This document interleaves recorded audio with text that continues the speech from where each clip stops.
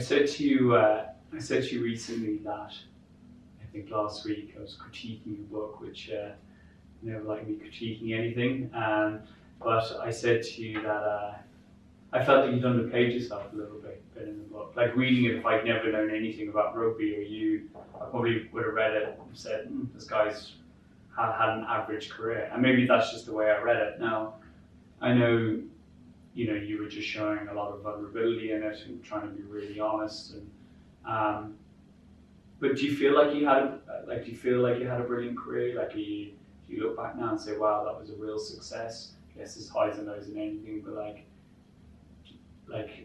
are you really proud of what you've done, or do you feel like you've left a lot out there and there's a lot more you could have done? I suppose it all depends with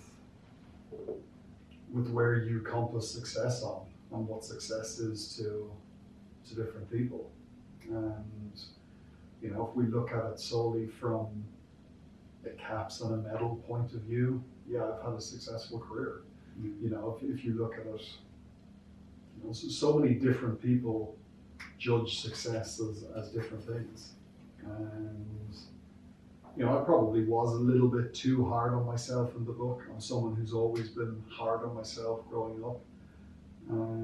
But I think that stood to me a huge amount in terms of trying to achieve and to be successful. You speak a little bit about that vulnerability. We all are vulnerable at so many different times, and I wanted to give some sort of an insight in that nobody is bulletproof to any sort of conversations that we have with ourselves on a given day. I always reference we speak to ourselves more than anyone else in the whole world, and if those conversations that you're having with yourself are not good ones, well then your mental well-being in a place where you want to go and perform is not going to be in a very good state.